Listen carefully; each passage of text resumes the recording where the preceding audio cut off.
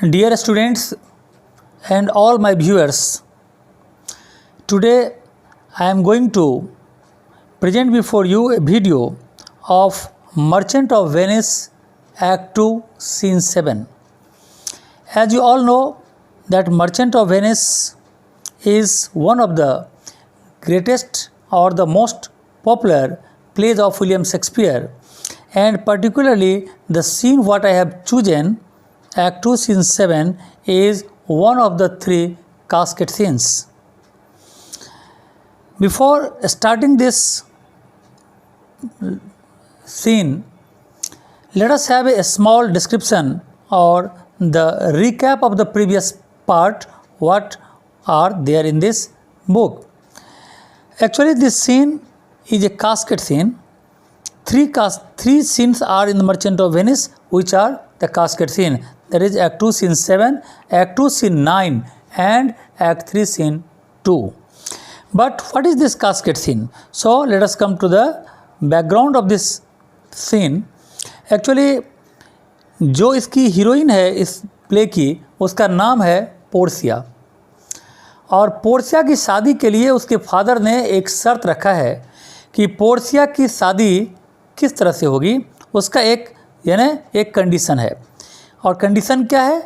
3 casket होंगे, यानी 3 डब्बे होंगे, एक गोल्ड का, एक सिल्वर का और एक लीड का, शीशे का।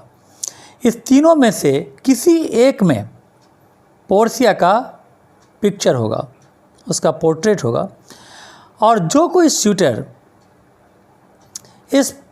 उस कास्केट को चूज़ कर लेगा जिस कास्केट में पोर्सिया का पिक्चर है, तो पोर्सिया से उसकी शादी हो जाएगी। लेकिन यदि उसने कहीं गलत कास्केट चूज़ कर लिया तो वैसे कंडीशन में उस शूटर को आजन्म कुंवारा रहना पड़ेगा। ये शर्त है, और इसी शर्त में बहुत सारे लोग आते हैं। उसी में से एक व्यक्ति है प्रिंस ऑफ मोरक्को, जो इसमें कास्केट चूज़ करेगा। अब प्रिंस ऑफ मोरक्को के बारे में थोड़ा सा समझ लें कि प्रिंस ऑफ मोरक्को कौन था। एक्चुअली प्रिंस ऑफ मोरक्को तो नाम से लगता है कि मोरक्को का प्रिंस है, लेकिन वो ब्लैक कॉम्प्लेक्शन का था। जैसा कि एक्ट 2 सीन 1 में हमने एक अलग सीन ऑफ मोरक्को के ऊपर यहाँ पर मर्चेंट ऑफ वेनिस में दिया हुआ है। बहुत ही कॉन्फिडेंट था, बहुत ही ब्रेव था, और अपने ब्रेवरी का उसने बखान किया है उस सीन में कि किस तरह से अगर पोर्सिया को पाने के लिए अगर कोई वार लड़ना होता तो शायद वो वार लड़ लेता और वार लड़कर पोर्सिया को जीत लेता। लेकिन ऐसा कुछ यहाँ पर रखा नहीं गया है। कास्केट चूज़ करना है, भाग्य के ऊपर डिपेंड है कि कौन क्या कास्केट चूज़ करेगा। लेकिन वो अपने आप को वहाँ पर बहुत बड़ा वॉरियर, ऐसा कि लायन को चैलेंज करने वाला, सोफी को, पर्शियन प्रिंस को डिफीट करने वाला, यानी सी बियर के मुंह से उसके कब्ज़ को छीन लेने वाला ब्रेव अपने आप को बताता है। देखते हैं इस सीन में ज़्यादा कुछ इंट्रोडक्शन के, और अब इस सीन में आगे बढ़ते हैं और इस सीन के एक एक लाइन को हम डिस्क्राइब करते हैं। तो इसके डिस्क्रिप्शन से पहले मैं ये कहना चाहता हूँ कि अभी तक जो कोई भी व्यूअर्स अभी तक हमारे इस चैनल को सब्सक्राइब न किया हो, वो सब्सक्राइब ज़रूर कर लें, जिससे कि उनको आने वाला वीडियो समय समय पर मिलता रहेगा।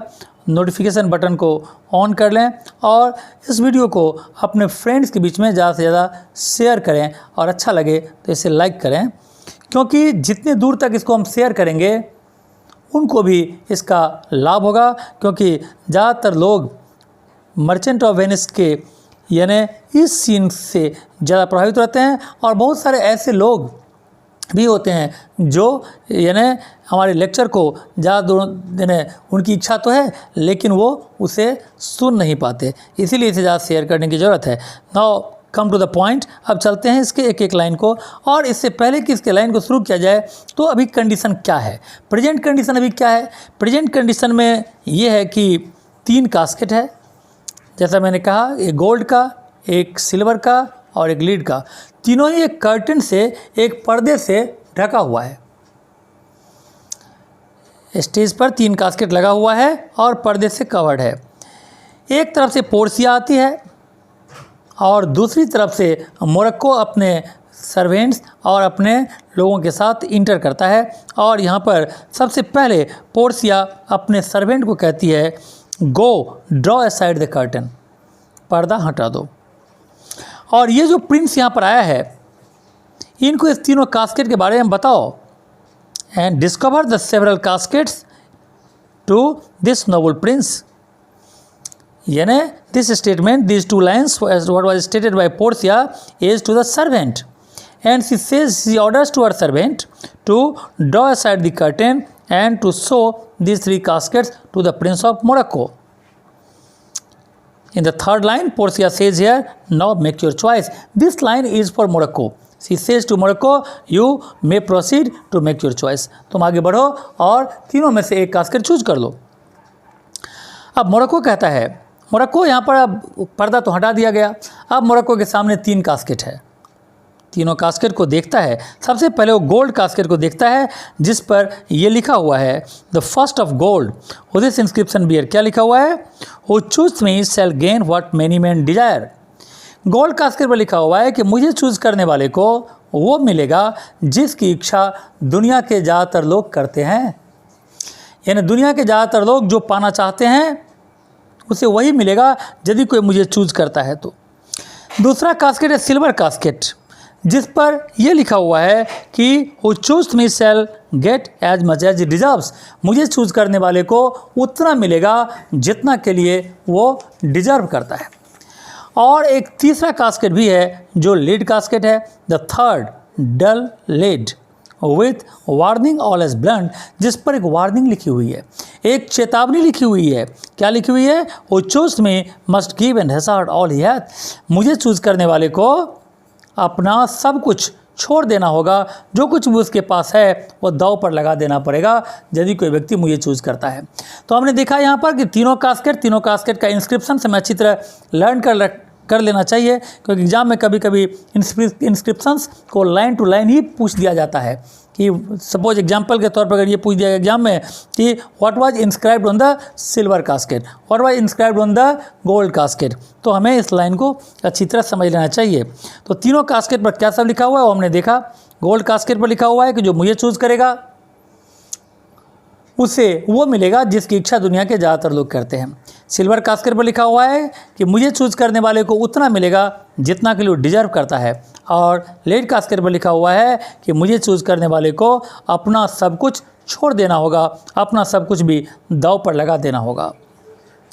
अब इन तीनों कास्केट को देख तो लिया मोरक्को, लेकिन अब मोरक्को के दिमाग में ये बात भी है कि तीनों कास्केट में से आखिर पोर्सिया से शादी करने का क्या तरीका इस कास्केट को लेकर है, उसके दिमाग में एक क्लियर नहीं है। इसीलिए वो पूछता है एक सवाल और कहता है, how shell I know if I do choose the right, कि मुझे ये कैसे पता चलेगा कि मैंने सही कास्केट चूज़ किया है। पोर्सिया से पूछ रहा है मोरक्को कि मुझे कैसे पता चलेगा कि मैंने जो कास्केट चूज़ किया वो सही है। तो पोर्सिया कहती है, the one of them contains my picture prince, if you choose that even I am yours withal. इस तीनों कास्केट में से एक कास्केट में मेरा पिक्चर है, अगर तुमने उस कास्केट को चूज़ कर लिया तो इस पिक्चर के साथ साथ मैं भी तुम्हारी हो जाऊंगी। मोरक्को अब यहाँ पर कहता है कि सम गॉड डायरेक्ट माई जजमेंट, मतलब गॉड मुझे सही चूज़ करने के लिए मेरा मार्गदर्शन करे, यानी गॉड मुझे डायरेक्शन दे, गॉड मुझे सत मार्ग दिखाए जिससे मैं सही कास्केट को चूज़ कर सकूं। Let me see I will survey the inscriptions back again, लेकिन इससे पहले कि मैं कोई कास्केट चूज़ करने को डिसाइड करूं, मैं एक बार फिर से देखता हूं कि आखिर इस कास्केट पर क्या लिखा हुआ है। तो कहता है ये लीड कास्केट पर क्या लिखा हुआ है, इस पर फिर से पढ़ता है उसको। कहता है वो चूज़ में must give an hazard all he hath. इस लीड कास्केट पर लिखा हुआ है कि मुझे चूज़ करने वाले को अपना सब कुछ छोड़ देना होगा, अपना सब कुछ दांव पर लगा देना होगा। लेकिन अब सवाल उठता है, मस्ट गिव, हाँ छोड़ने के लिए कोई बात नहीं है, इंसान सब कुछ छोड़ सकता है, लेकिन जब कोई इंसान कुछ छोड़ने की बात करता है तो वो देखता है कि हम किसके लिए क्या छोड़ रहे हैं, हम किस चीज़ के लिए क्या छोड़ रहे हैं। क्या लीड के लिए, एक शीशा के लिए, शीशा जैसे घटिया मेटल के लिए क्या सब कुछ छोड़ देना सही रहेगा? Hazard for lead, this casket threatens, नहीं ये कास्केट मुझे डरा रहा है। This casket threatens main that hazard all do in hope of fair advantage. यदि कोई व्यक्ति इतना बड़ा हैज़ार्ड लेता है, हैज़ार्ड का मतलब रिस्क, इतना बड़ा रिस्क लेता है अपना सब कुछ छोड़ देने का, तो ज़रूर कोई बड़ा चीज़ पाने की उम्मीद भी ले सकता है। कोई आदमी अपना सब कुछ छोड़ने का रिस्क अगर लेगा तो जाहिर है कि कोई बहुत बड़ा चीज़ पाने की उम्मीद में ही लेगा। A golden mind stoops not to shows of dross, मतलब एक golden minded person, golden mind से मतलब है यहाँ पर कि एक समझदार व्यक्ति कभी भी ड्रॉस के लिए यानी ऐसे वर्थलेस चीज़ के लिए कभी भी अपना सब कुछ दांव पर नहीं लगाएगा। और इस तरह से यहाँ पर मोरक्को ने डिसाइड कर लिया कि हमें लीड कास्केट चूज़ नहीं करना है। तो अब सवाल उठता है, अगर ये क्वेश्चन आता है एग्जाम में कि मोरक्को ने लीड कास्केट को रिफ्यूज़ क्यों कर दिया, तो इसका क्या जवाब होगा? इसका आंसर होगा कि मोरक्को ने लीड कास्केट को इसलिए रिजेक्ट कर दिया क्योंकि लीड एक घटिया मेटल है और एक घटिया मेटल के लिए उसने अपना सब कुछ दांव पर नहीं लगाना चाहा, क्योंकि जब भी कोई व्यक्ति सब कुछ दांव पर लगाता है तो कोई बड़ा चीज़ पाने को उम्मीद रखता है। लीड जैसी घटिया चीज़ के लिए वो सब कुछ दांव पर नहीं लगाना चाहा और उसने उसे रिजेक्ट कर दिया। तो हमें मोरक्को के इस बात से ये पता चलता है कि मोरक्को एक ऐसा व्यक्ति था जो बाहरी सुंदरता को ज़्यादा महत्व देता था, एक्सटर्नल ब्यूटी को ज़्यादा महत्व देता था और इनर ब्यूटी, इनर इम्पोर्टेंस के बारे में उसकी समझ बिल्कुल ही नहीं थी। अब मोरक्को दूसरे कास्केट को देखता है और दूसरा कास्केट है सिल्वर कास्केट।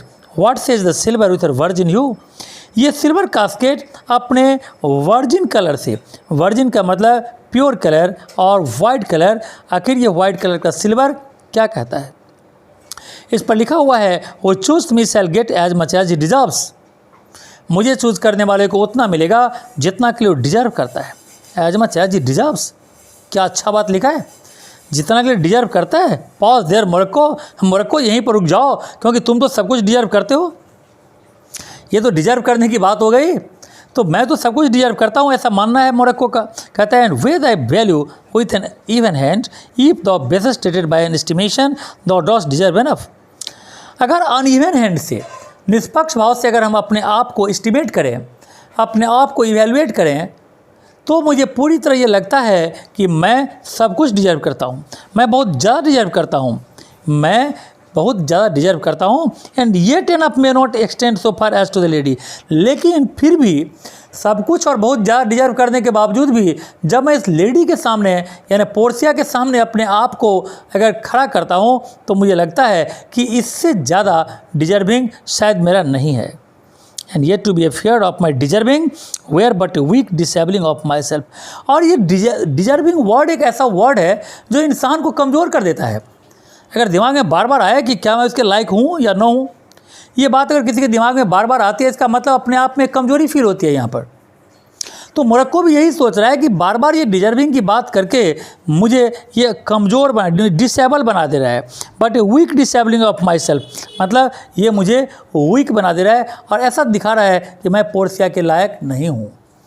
वैसे मैं बहुत ज़्यादा डिजर्व करता हूँ, लेकिन इस लेडी के सामने आकर मेरा डिजर्विंग कमज़ोर पड़ जाता है। और ये डिजर्विंग वर्ड ऐसा है जो बार बार मुझे अपने आप पर डाउट क्रिएट कर दे रहा है कि मैं इसको डिजर्व करता हूँ या नहीं करता हूँ। ठीक है, as much as a deserve why that's a lady. लेकिन अब जरा हम इसके एक एक क्वालिटी को देखते हैं कि क्या वास्तव में मैं पोर्सिया को डिजर्व करता हूँ। तो ये कहता है why that's a lady I do in birth deserve her, birth के मामले में मैं इसे डिजर्व करता हूँ। यानी पोर्सिया का अगर जन्म बहुत ही अच्छे परिवार में हुआ है तो मेरा जन्म भी राजा परिवार में हुआ है। एंड इन फॉर्चून, फॉर्चून मतलब वेल्थ, अगर धन संपत्ति के मामले में पोर्सिया बहुत अमीर है तो मैं भी तो राजा का ही बेटा हूँ। इन ग्रेसेज, ग्रेसेज का मतलब क्वालिटी, तो उसमें यदि क्वालिटी है तो मेरे अंदर भी क्वालिटी है। And in qualities of breeding, मतलब उसकी परवरिश अगर अच्छे तरीके से हुई है तो मेरे परवरिश भी राजा के बेटे की तरह ही हुई है। तो इन सब मामले में मैं उसके बराबर हूँ। Means I deserve her according to birth, I deserve her according to fortune यानी wealth, I deserve her according to graces मतलब quality, I deserve her according to the qualities of breeding. तो इन सब मामले में मैं उसके बराबर हूँ और मैं डिजर्व करता हूँ, लेकिन बट मोर देन दीज, इन सब से भी ज़्यादा एक चीज़ और है जो मुझे पोर्सिया के लायक बनाता है, और वो चीज़ पांचवा चीज़ क्या है, मैं इसको और ज़्यादा डिजर्व करता हूँ, बिकॉज यहाँ पर लिखा हुआ है in love I do deserve, क्योंकि मैं पोर्सिया से प्यार करता हूँ, इसीलिए भी डिजर्व करता हूँ। तो ये पांचों चीज़ मेरे फेवर में है, इसीलिए मैं डिजर्व करता हूँ। So what if I stayed no further but choose here, तो क्या होगा यदि मैं इस कास्केट को चूज़ कर दूँ, यही चूज़ कर दूँ, इसी सिल्वर कास्केट को मैं चूज़ कर लूँ और आगे न बढ़ूँ, तो यहाँ पर एक तरह से ये डिसाइड हो जाता है कि मोरक्को सिल्वर कास्केट को चूज़ करेगा, वो डिसाइड कर लेता है। लेकिन फिर उसके दिमाग में एक और बात आती है, अरे चूज़ तो करना ही है, ज़रा एक बार तीसरा को भी देख लेते हैं। तो फिर वो तीसरे कास्केट यानी एक बार फिर से आता है गोल्ड कास्केट की तरफ, और गोल्ड कास्केट के ऊपर जो लिखा हुआ है उसको पढ़ता है। उस पर लिखा हुआ है वो choose me shall gain what many men desire, मुझे चूज़ करने वाले को क्या मिलेगा, जिसकी इच्छा दुनिया के ज़्यादातर लोग करते हैं। अब सवाल है कि इस दुनिया में ज़्यादातर लोग किस चीज़ की इच्छा करते हैं, वाई दैट्स अ लेडी। तो मोरक्को कहता है कि पोर्सिया ही तो है जिसकी इच्छा दुनिया के ज़्यादातर लोग करते हैं। पोर्सिया को सभी पाना चाहते हैं, पूरी दुनिया इसको डिजायर करती है। From the four corners of the earth they come, पृथ्वी के चारों दिशाओं से लोग पोर्सिया से शादी करने के लिए यहाँ पर आ रहे हैं। टू किस दिस श्राइन, इस श्राइन को किस करने के लिए, श्राइन का मतलब यहाँ पर एक तरह से पोर्सियाज पैलेस है। दिस मोर्टल ब्रीदिंग सेंट, और ये मोर्टल ब्रीदिंग सेंट कहा गया है किसको, पोर्सिया को। एक्चुअली श्राइन में किसी ऐसे सेंट का जो संत मर गया है उसके किसी रेलिक्स को रखा जाता है, लेकिन इस श्राइन में तो जीती जागती पोर्सिया है, तो यहाँ पर लोग उसको देखने के लिए आ रहे हैं। The Hyrcanian deserts and the vasty wilds of wide Arabia are as through fares now. Hyrcanian desert मतलब हरकेनिया एक प्रोविंस का नाम है, और ये पर्शियन एम्पायर में पहले पड़ता था, अभी ये देश नहीं है, लेकिन हरकेनिया जो प्रोविंस है इसके अंदर जो डिजर्ट था उसे हरकेनियन डिजर्ट कहा गया है, मतलब ये पर्सिया का है। And vasty wilds of wide Arabia, और अरब कंट्रीज़ का दूर दूर तक फैला हुआ डेजर्ट, यानी हरकेनियन डिजर्ट और अरब कंट्री में दूर दूर तक फैला हुआ डिजर्ट ऐसे लगता है जैसे कि डेजर्ट में एकदम थ्रू फेयर्स मतलब रास्ता बन चुका है। क्यों, फॉर प्रिंसेस टू कम, क्योंकि सारे के सारे देशों के राजकुमार यहाँ पर आ रहे हैं, किस लिए आ रहे हैं, to come view fair Portia, beautiful Portia को एक नज़र देखने के लिए आ रहे हैं। The watery kingdom, here the watery kingdom is referred to the ocean whose ambitious head spits in the face of heaven, उसकी ambitious head is refer to the waves, sea waves इतनी ऊपर उठ रही है ऐसा लगता है कि ये आसमान के ऊपर थूकता है, स्पीड का मतलब होता है थूकना। Is no bird to stop the foreign spirit, तो ये मुसीबत भी यानी समुद्र की ऊंची उठी हुई धाराएं, उसकी वेव्स भी लोगों को आने से नहीं रोक पा रहा है, और ये सारे के सारे शूटर्स इन बड़े बड़े समुद्र को उनके वेव्स को फेस करते हुए ऐसे यहाँ पर आ रहे हैं जैसे कि वो एक मामूली ब्रूक यानी छोटे मोटे रिवर को पार कर रहे हों। जैसे कोई व्यक्ति छोटे मोटे रिवर को पार करने में कोई परेशानी महसूस नहीं करती, ठीक उसी तरीके से वो आने वाले शूटर्स भी इतने बड़े समंदर में इतने ऊंचे वेव को फेस करते हुए कोई परेशानी का महसूस नहीं करते हैं, क्योंकि उन्हें उम्मीद है कि हमें इससे निकलने के बाद, इससे उस तरफ जाने के बाद हमें पोर्सिया देखने को मिलेगी। ये सारा काम किस लिए कर रहे हैं, to see fair Portia, Portia को एक नज़र देखने के लिए। One of this three contents heavenly picture, फिर मोरक्को कहता है कि ये तीनों कास्केट में से एक कास्केट में पोर्सिया का पिक्चर है, तो क्या ये सही होगा, क्या ये सोचना सही है कि पोर्सिया का पिक्चर लीड कास्केट में होगा, पोर्सिया का पिक्चर शीशे वाले इस कास्केट में होगा। कहता है it were damnation to think to have a thought, इस तरह की सोच एक घटिया सोच है। इस तरह की सोच भी दिमाग में आना कि पोर्सिया जैसे सुंदर लेडी की पिक्चर ये यानी शीशे के डब्बे में होगी, ये सोचना भी एक तरह से बुराई है, ऐसा सोचना भी नहीं चाहिए। और ये सोच तो ऐसी है ना, अगर किसी के दिमाग में सोच आती है तो कैसा है ये, इसको कंपेयर किया है शेक्सपियर ने, it were too gross to रिवर cerecloth in the obscure grave. ये कंपेरिजन एक ऐसा है जैसे उसे एक सेरी क्लॉथ में, सेरी क्लॉथ का मतलब होता है कि एक वेक्स्ड क्लॉथ यानी मोम लगा हुआ कपड़ा, जैसे किसी के बॉडी को मोम लगे हुए कपड़े से ढककर उसको एक डार्क ग्रेव में रख दिया जाए, तो जैसे डेड बॉडी को रखा जाता है, तो यहाँ पोर्सिया के बारे में कहा जा रहा है कि अगर हम लीड कास्केट में उसके पिक्चर की बात को स्वीकार करते हैं तो ये कंपेरिजन ऐसा ही हुआ जैसा कि पोर्सिया को एक सेरी क्लॉथ में कवर्ड करके ग्रेव में रख देना। और सेल ए थिंक, तो इसका मतलब लीड कास्केट को नहीं, तो फिर वो कहता है तो क्या हमें ये सोचना चाहिए, और shall I think in silver she is immured, तो क्या वो सिल्वर कास्केट में इम्यूड है, मतलब कैद है, बंद है, being 10 times undervalued to tried gold, जिस सिल्वर की कीमत गोल्ड के मुकाबले 10 टाइम्स लेस होती है, यानी जो इतना लेस गोल्ड के मुकाबले इतना लेस वैल्यूएबल मेटल है सिल्वर, इसमें पोर्सिया की पिक्चर होगी, ऐसा मुझे नहीं लगता। ये सिंफुल थॉट, ऐसा सोच एक पाप है, ऐसा सोचना भी पाप है। मोरक्को कहता है कि अगर ये सोच हमारे दिमाग में आ रही है कि पोर्सिया की पिक्चर सिल्वर कास्केट में होगी तो it's a sinful thought. Never so much rich gem was set in worse than gold. ऐसे जेम, ऐसे परी, ऐसे यानी एंजल की पिक्चर गोल्ड कास्केट से कम में और क्या होगी। They have in England a coin that bears the figure of an angel. England में एक क्वाइन चलता है, गोल्ड क्वाइन। गोल्ड क्वाइन के ऊपर एक एंजल का पिक्चर है, तो गोल्ड क्वाइन के ऊपर एक एंजल का पिक्चर है, यानी गोल्ड का एंजल से रिलेशन है। पोर्सिया भी तो एंजल ही है। मोरक्को कहता है कि पोर्सिया भी तो एंजल ही है, तो इसका पिक्चर भी गोल्ड कास्केट में होना चाहिए। सिर्फ अंतर इतना ही है कि वहाँ पर यानी क्वाइन के ऊपर जो पिक्चर है, क्वाइन पर जो एंजल का पिक्चर है वो इनग्रेव्ड है ऊपर में, यहाँ पर पोर्सिया का जो पिक्चर है वो कास्केट के अंदर है। बस इतना ही डिफरेंस है। इसीलिए अब हमें आगे और कुछ सोचने के बजाय मैं इस कास्केट को चूज करता हूँ और इसी कास्केट को मैं फाइनली सिलेक्ट करूँगा। डिलीवर में द की, चाबी मेरे हाथ में दो और मैं इस कास्केट को चूज करता हूँ। Here do I choose and thrive as I may, और मैं देखता हूँ कि हमारा नसीब हमें कहाँ ले जाता है। यानी फाइनली यहाँ पर मोरक्को ने गोल्ड कास्केट को चूज कर लिया। पोर्सिया कहती है ठीक है, ये है चाबी, ये तुम लो और तुम अपने आप को देखो कि आखिर तुम्हें क्या मिला। मोरक्को इसे खोलता है और खोलकर मोरक्को जैसे ही उस कास्केट को खोलता है, उस डब्बे को खोलता है, कहता है O hell, O my god, ये क्या है, ये क्या है, what have we have here. अरे इसके अंदर क्या रखा हुआ है, एक carrion death. Gold casket में तो एक इंसान के, मरे हुए इंसान की खोपड़ी रखी हुई है, एक carrion death. Carry on death का मतलब होता है इंसान का स्कल।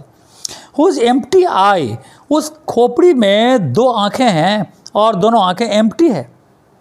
उस खुली हुई आंखों में एक स्क्रोल है। स्क्रोल का मतलब a piece of folded paper, यानी पेपर को फोल्ड करके मोड़ करके उस आंख में घुसाया हुआ है। तो मोरक्को ने जो सोचा था कि इसके अंदर पोर्सिया का पिक्चर होगा वो तो नहीं हुआ। उसके अंदर निकल गया इंसान की खोपड़ी और उसके अंदर उसकी आंखों में एक स्क्रोल है, यानी एक पीस ऑफ पेपर को मोड़ करके रखा हुआ है, उसमें कुछ लिखा होगा। इसीलिए मोरक्को इसे निकालता है और कहता है I will read the writing, मैं इस पर क्या लिखा हुआ है इसको मैं पढ़ूंगा।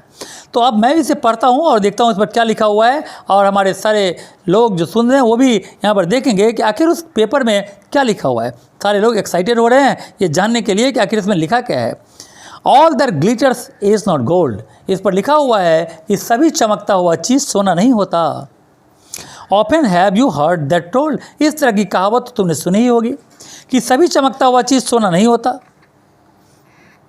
Many a man his life hath sold but my outward to behold, दुनिया में ज़्यादातर लोग बाहरी सुंदरता को देखते हुए ही ठगे जाते हैं। दुनिया के ज़्यादातर लोग बाहरी सुंदरता को ही देखते हैं और उसी के कारण वो चीटेड हो जाते हैं। Gilded Tom's do worms in fold, ये तो ऐसा ही, और उसका होता क्या है, जो गिल्डेड टॉम्स होता है, गिल्डेड का मतलब होता है गोल्ड प्लेटेड टॉम्स। टॉम मतलब जहाँ पर लोगों को दफनाया जाता है, दफनाने के बाद जो मिट्टी रहती है उसको अच्छी तरह डेकोरेट कर दिया जाता है। तो ऊपर से वो टॉम्ब देखने में तो बड़ा सुंदर लगता है, गोल्ड प्लेटेड, लेकिन अंदर में क्या होता है, उस टॉम्ब के अंदर इंसान की मरी हुई बॉडी, डेड बॉडी जिसमें कीड़ा लगा हुआ है। तो इंसान की बॉडी में कीड़ा लगा हुआ है अंदर, तो अंदर में वो चीज़ है, और ऊपर से देखने में लगता है एकदम सोने से प्लेटेड किया हुआ, ऊपर से चमकता हुआ सोना। तो ऐसा व्यक्ति जो ऊपरी सुंदरता, बाहरी सुंदरता को देखकर कोई चीज़ लाइक करता है तो उसका परिणाम बुरा होता है। यहाँ पर इसमें लिखा हुआ है कि had you been as wise as bold, काश तुम जितने बहादुर हो उतने बुद्धिमान भी होते तो तुम्हारा डिसीजन कुछ और होता। यंग इन लिम्स, तुम बिल्कुल यंग हो, इनएक्सपीरियंस्ड हो, और तुम्हारा जजमेंट क्या है, इन जजमेंट ओल्ड, तुम्हारा जजमेंट करने का तरीका भी आउटडेटेड है, ओल्ड है। Your answer had not been scrolled, तुम्हारे आंसर को रिजेक्ट किया जाता है। फेयर यू वेल, और तुम्हें गुड बाय कह दिया जाता है। योर सूट इज कोल्ड, तुम्हारा सूट, पोर्सिया से शादी करने का तुम्हारा दावा रिजेक्ट किया जाता है। ये सारा चीज़ इस पर लिखा हुआ है। अब इसको पूरी तरह से पढ़ लेने के बाद मोरक्को कहता है कोल्ड इंडीड, वास्तव में अब मेरे ज़िंदगी में सिर्फ कोल्ड ही कोल्ड रह गया है। और क्या हो गया, एंड कोल्ड का मतलब यहाँ पर है परेशानी, दुख, तकलीफ, cold Indeed. And labour lost, मेरा सारा का सारा मेहनत भी बेकार चला गया। देन फेयरवेल हीट, अब मेरे ज़िंदगी से हीट का फेयरवेल हो गया है, हीट का गुड बाय हो गया है। हीट का मतलब है यहाँ पर यानी खुशी, और कोल्ड का मतलब है गम। तो मेरी ज़िंदगी में अब खुशी का गुड बाय हो गया और दुख का वेलकम हो गया। सो ये कहता है यहाँ पर welcome frost, Portia adieu, Portia good bye to you. I have too grieved heart to take a tedious leave, मैं बहुत ही भारी मन से, दुखी मन से मैं यहाँ पर तुम्हें छोड़कर अब जा रहा हूँ। कैसे, एज ए लूजर मैं तुमको छोड़कर यहाँ से अब जा रहा हूँ। एंड एग्जिट विद स्ट्रेंथ, और ये कहते हुए वो अपने पूरे लाव लश्कर के साथ, अपने पूरे ट्रेन के साथ, अपने सर्वेंट के साथ यहाँ से चला जाता है। और इसी के साथ ही फ्लरिश ऑफ कॉर्नेट्स, यहाँ पर कॉर्नेट बजाई जाती है। इसके जाने के बाद पोर्सिया का रिमार्क्स क्या है, पोर्सिया क्या इसके जाने से खुश होती है या नहीं। पोर्सिया कहती है ए जेंटल रिडेंस, मतलब ए ग्रेट रिलीफ, मुक्ति मिली, छुटकारा मिला गया। ड्रॉ द कर्टन, सर्वेंट से कहती है draw the curtain once again, एक बार फिर से पर्दा को डाल दो और पर्दे से तीनों कास्केट को ढक दो। Let all his complexions choose me so, इसी तरह इसके तरह के जितने भी लोग हैं वो इसी तरह आए और इसी तरह कास्केट चूज करके चला जाए तो ये बहुत ही खुशी की बात होगी। इस तरह से ये सीन यहाँ पर एंड होता है। इससे जितना भी रिलेटेड चीज़ है, as a hope that each and every viewers will take advantage of this description. मैंने एक एक लाइन को अच्छी तरह डिस्क्राइब कर दिया है। आई थिंक कि ये हमारे लिए, हमारे स्टूडेंट्स के लिए, व्यूअर्स के लिए काफ़ी यूजफुल होगा। So thank you very much.